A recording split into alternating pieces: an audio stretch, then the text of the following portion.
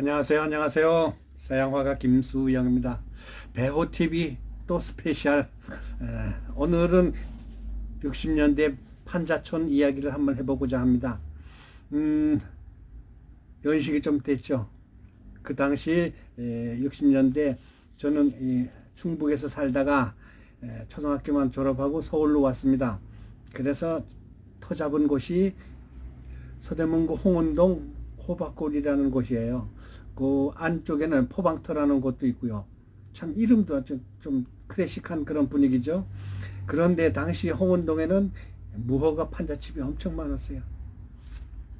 우리 집도 그랬어요. 자, 무작정 상경했었던 시절입니다. 그 당시에는 농촌에서 전쟁이 끝나고 불과 10년 내외밖에 안 됐으니까요. 모두가 다 가난하니까 먹고 사는 게 제일 문제였습니다. 잘 사는 게 문제가 아니라 먹고 사는 게 문제였습니다. 우리 그 초등학교 졸업 맞은 아이들 중에서도 중학교에 들어간 애가 반에서 반이 안 됐어요. 3분의 1밖에 안 됐어요. 저는 이제 서울로 올라와가지고 왕십리 똥통학교로 들어가긴 들어갔는데, 그 얘기 전에도 조금 했었으니까 이제 그만두고, 오늘은 그 세계의 빈민촌과 60년대 한국의 빈민촌을 비교해서 한번 이야기해 보고자 합니다. 60년대는 아까 말씀드렸듯이 서울역에 보따리 들고 가족들이 무작정 상경하는 사람이 많았어요. 특히 한겨울을 지나서 농한기라고 그러죠. 그러니까 농한기가 이제 겨울에 먹을 게 없거든요. 봄이면 4, 5월 되면 보릿고개가 있으니까 서울에 가서 얻어먹어도 서울에 가자 이래가지고 온 가족들이 피난 보따리처럼 메고서 정처 없이 서울로 오는 거예요. 그러니까 갈 데가 없잖아요. 여관에 갈 돈이 어디 있어. 그렇다고 해가지고 누가 기다리고 있는 곳도 없고, 그러니까 산동네로 갔었는데 터 잡는 거죠. 그러니까 아주 그냥 거적대기로다가 가만히 떼기로다가 루핑이 뭔지 아신가 하면은요, 종이를 콜타르를 칠해가지고 두꺼운 종이에다가 콜타르가 뭔가 하면은 아스팔트 있잖아요. 그거를 칠해가지고 이제 그 습기가 안 들어오게 비가 떨어지면은 떨어지게끔 했는데, 그 루핑을 판잣대기 위에다가 씌워가지고 비가 안 젖게 만든 그런 그 거적대기 집이라고 그랬어요. 거적대기는 뭔가 하면 또 가만히도 이렇게 대충 얽은 그런 집이에요. 그리고 거기서 지붕에는 날아가지 않게 돌멩이를 얹거나 아니면 낡은 폐 타이어를 얹거나 이렇게 해서 지붕이 날아가지 않게끔 하는 곳도 있었고, 그 다음에 도시빈민. 참, 이 당시에는요, 제가 준비한 게 또 있는데, 당시 판잣촌은 어디 많았는가 하면은, 삼양동, 수일이 있는 부분에, 송천동, 옥수동, 금호동, 제기동, 홍은동, 창신동, 미아리, 봉천동, 신림동, 난곡동. 제가 이야기하는 곳에만 해도 벌써 수만 명이 살고 있겠죠. 근데 당시 조금 서울에 오신 분들, 웬만한 사람들은 다 그런 그 무허가 판잣집에서 살았습니다. 그 판잣집 숫자가 제가 적어 놓은 게 있는데 잠깐 어디로 갔네. 어쨌든 그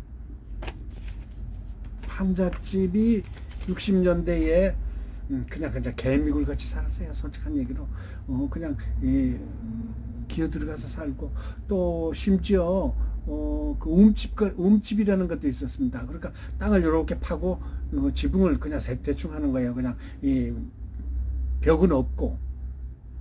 그리고 거기서 이제 낮엔 뭐를 했는가 하면은 냉차 장사를 한다든가 아니면 노점을 한다든가 아니면 연탄 배달을 날라준다든가 아니면 도시의 그 빈민가들의 생활이라는 게 비가 오면 우산 장사를 하고 꼬마들은 신문지팔이를 하고 또 조금 움직일 수 있는 사람은 지게를 지고 또 남대문 시장이나 동대문 시장에서 지게꾼 생활을 하고, 그 다음에 구두 닦는 사람도 있고요. 이렇게 그 당시 노동자들이 피눈물 나게 고생을 했어요. 여성들은 청계천이나 아니면 창신동에서 그 요코 공장 아니면 미싱 배워가지고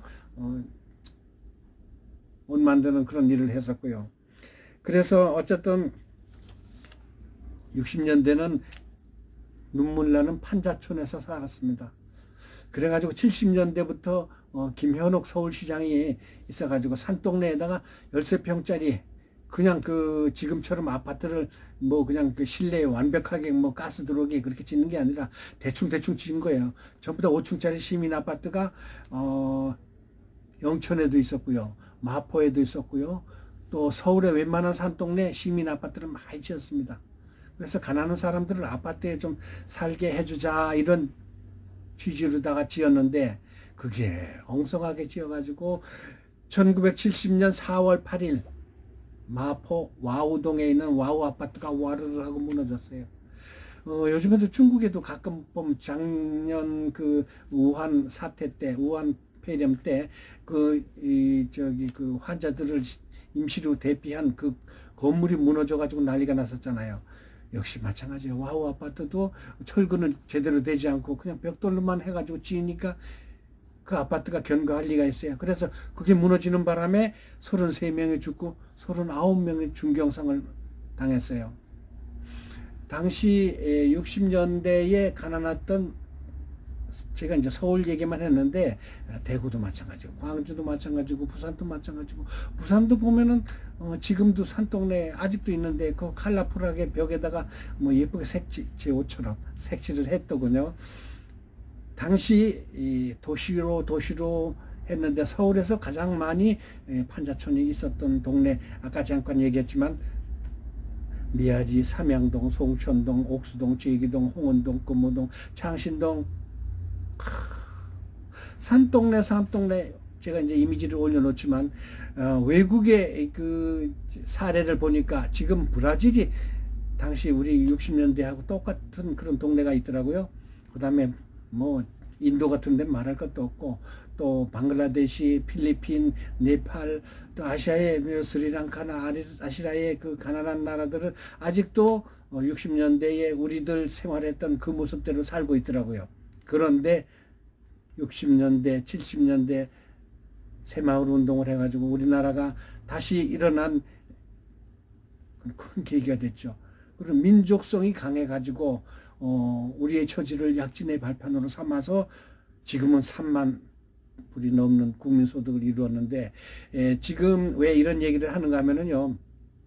우리 같이 좀 당시 경험을 했던 사람들은 그 시대를 그대로 살았고 또 사실적인 역사 말고 야사라는 게 있잖아요. 우리들의 국민 서민들의 생활을 그대로 전달하기 위해서 우리 같이 당시 살았던 사람들의 이야기를 전하기 위해서 요즘의 젊은이들이 2000년대에 태어난 젊은이들이 알겠습니까? 60년대니까 60년이 지난 세월이잖아요.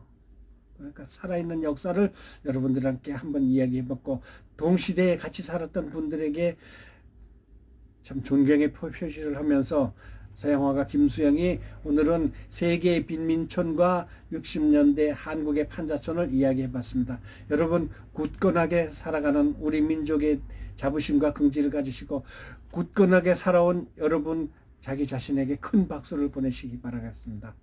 자, 봐주셔서 고맙고요. 구독 부탁드립니다. 구독